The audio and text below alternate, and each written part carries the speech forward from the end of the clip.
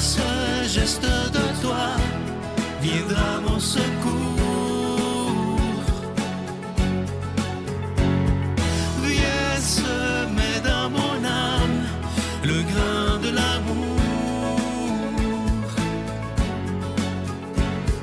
Je traverse un désert et je meurs de soif.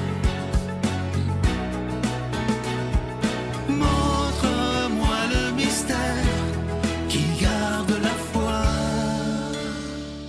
Bonjour, bienvenue à votre émission La Victoire de l'amour en ce jeudi 24 octobre 2024. J'espère que vous allez bien. On rejoint tout de suite pour sa chronique Martin Larocque et ce sera Victor qui va nous commenter l'Évangile d'aujourd'hui.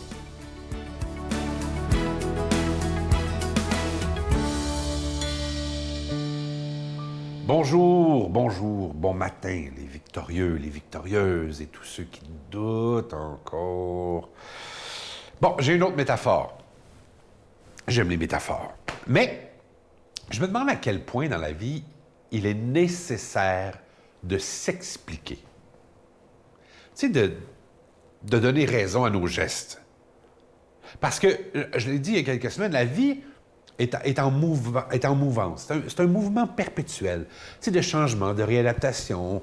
On décide quelque chose, puis après, on décide autre chose parce que la vie nous a amenés ailleurs. Puis bon, il y a une espèce de mouvement qui est permanent dans la vie.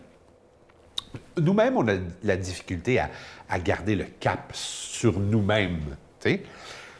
Puis moi, je suis surtout de l'école qui prône pas l'immobilité.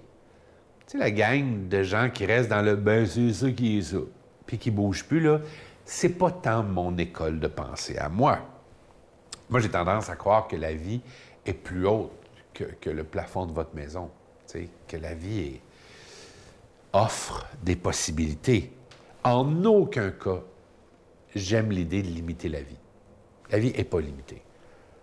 Ça ne sert à rien de tenter de s'expliquer, donc, à chaque fois qu'on fait un geste, parce qu'on arrive toujours devant une multitude d'offres. Fait que pourquoi on installerait des limites? Ça sert à quoi? Et c'est là qu'arrive ma métaphore. Moi, je pense que la vie est un buffet chinois. Oh oui. Oh oui. Vous savez de quoi je parle. Tu sais, ces grands buffets chinois ou autres, mais tu sais, où il y a une multitude d'affaires de toutes sortes, là, tu sais. Mais avez-vous déjà remarqué dans ces restaurants-là la composition des assiettes des gens? Comment ces assiettes, tout ce qu'il y a dedans, là, quand tu finis ta run dans le buffet, comment c'est funky, créatif, audacieux, unique, différent? Parce qu'on a choisi plein d'affaires. La vie, c'est la même affaire. Puis plus que ça, si on retourne une deuxième fois, on ne fera pas la même assiette. On va faire autre chose parce qu'il y a encore des affaires, tu sais. Puis c'est des choses qu'on ne mélangerait même pas à la maison. Des choses qu'on ne ferait jamais, ça, ce repas-là, puis ce repas-là. Mais dans le buffet, il est là, puis on le crée. Je suis pas sûr que Santé Canada approuverait toutes les assiettes qu'on fait. Et là, je ne dis pas de mal manger, c'est pas ça mon message. Mais, la comparaison est passionnante. Parce que la vie n'a pas qu'une seule couleur. La vie, c'est un buffet. On peut créer plein d'affaires. On a le droit de prendre la pince, puis de prendre du ça, puis du ça, puis du ça, et de faire votre assiette. Puis si on a le choix entre deux affaires, pourquoi pas les deux? Pourquoi pas? Ne gardons pas, je me le suis écrit, je l'ai souligné, ne gardons pas la vie petite.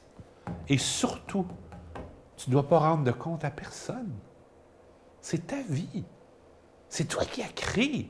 C'est toi qui y donne la couleur que tu veux. Rappelez-vous du buffet.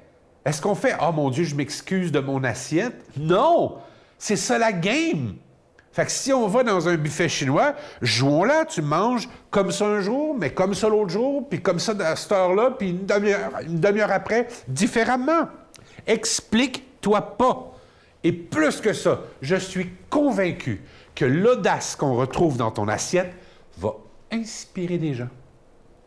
Inspiré par tes choix de vie. Wow! Bon appétit.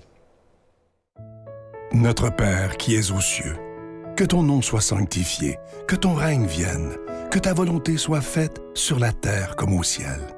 Donne-nous aujourd'hui notre pain de ce jour. Pardonne-nous nos offenses, comme nous pardonnons aussi à ceux qui nous ont offensés. Et ne nous laisse pas entrer en tentation, mais délivre-nous du mal, car c'est à toi qu'appartiennent le règne, la puissance et la gloire pour les siècles des siècles. Amen. La Victoire de l'amour vous invite à célébrer 30 ans d'amour au Centre Vidéotron de Québec, le samedi 24 mai 2025, de 13h à 17h. En chanson, Mélissa Bédard, Patrick Normand et Nathalie Laure, ainsi que Guylaine Tanguay. Témoignages et conférences avec Sœur Angèle, l'ex-mannequin international Dominique Bertrand, David Bernard, Christine Michaud, Martin Larocque, Claire Jacques, Victor et l'équipe de la Victoire de l'amour. Billets en vente maintenant sur lavictoiredelamour.org.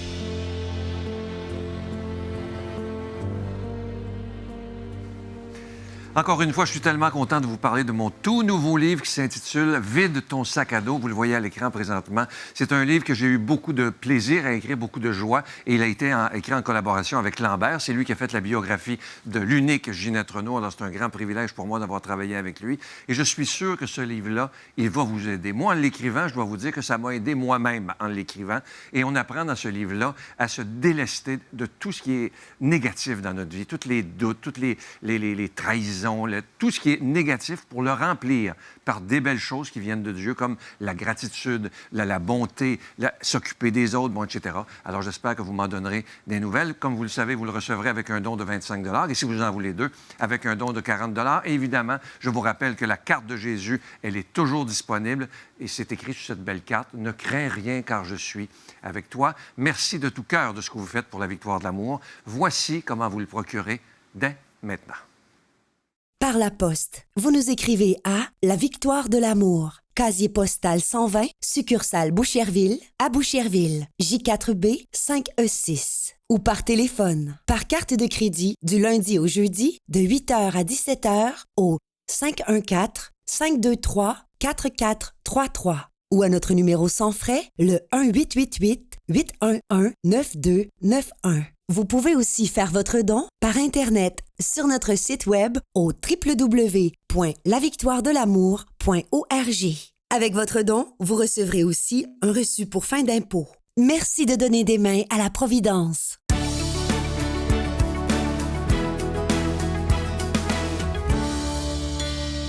Mon Dieu, donnez-moi la sérénité d'accepter les choses que je ne peux changer, le courage de changer les choses que je peux et la sagesse d'en connaître la différence. Amen.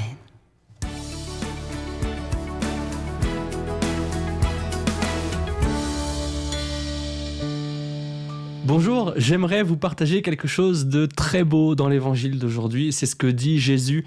Ça peut être assez surprenant quand on le lit une seule fois, mais quand on voit ce qu'il y a vraiment derrière, je trouve en tout cas que c'est très très beau. Jésus dit qu'il n'est pas venu apporter la paix, mais la division.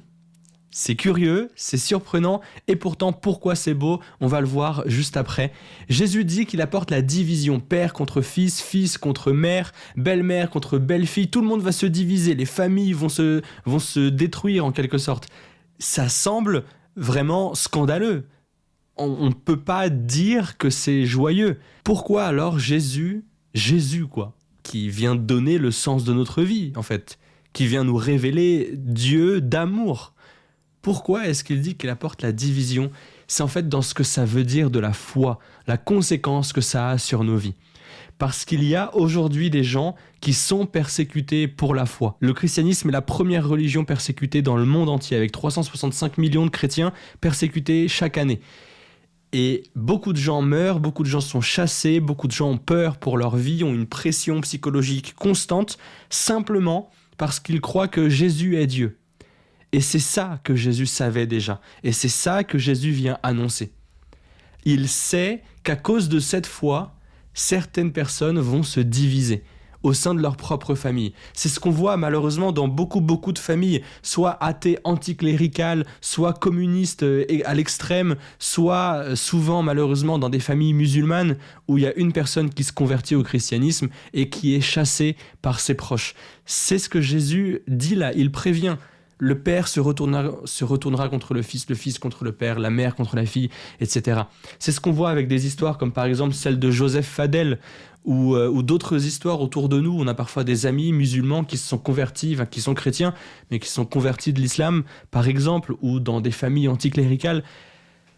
C'est triste, c'est mal, et pourtant, pourquoi est-ce qu'on peut dire quand même que c'est beau ?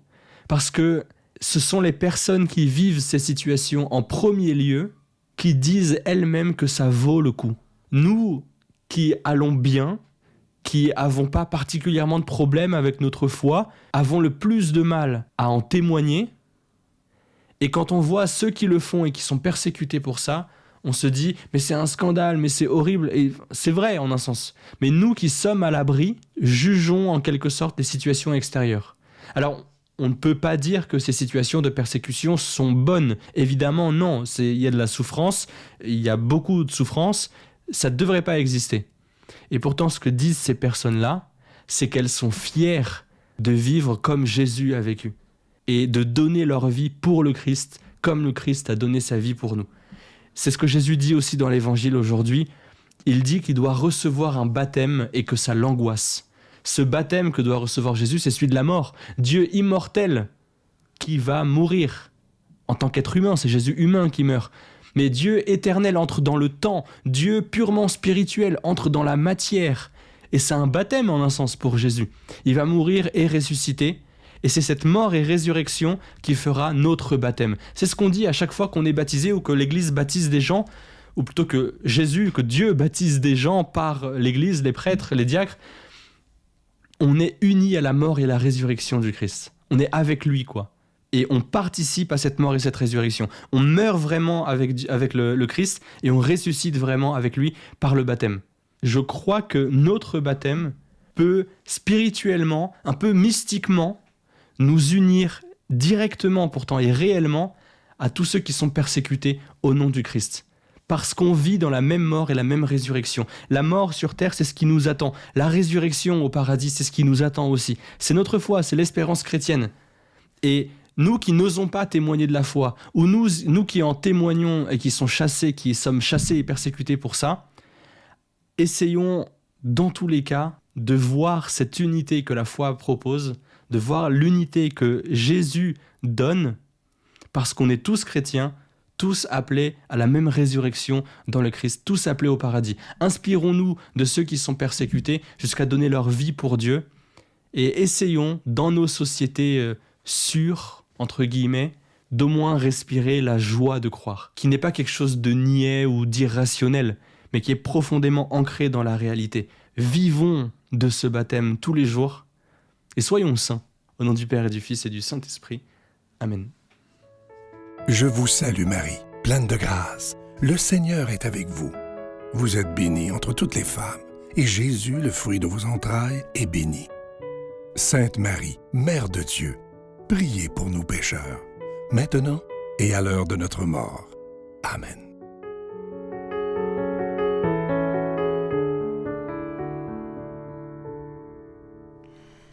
Aujourd'hui, je vous laisse avec une des plus belles prières, un des plus beaux souhaits dans la Bible, à mon sens. Éphésiens 3, dans la lettre aux Éphésiens 3, au verset 14. « Que Dieu vous donne la puissance de son esprit pour que se fortifie en vous l'homme intérieur, que le Christ habite en vos cœurs par la foi. Restez enracinés dans l'amour, établis dans l'amour. Ainsi, vous serez capable de comprendre avec tous les fidèles quelle est la largeur, la longueur, la hauteur, la profondeur. Vous connaîtrez ce qui dépasse toute connaissance. L'amour du Christ. » Bonne journée. Le plus bel hommage à rendre à la spiritualité, d'une certaine façon, c'est de vivre pleinement ce qu'on a à vivre, comme on est, en se connaissant bien, avec ses qualités et avec ses défauts aussi.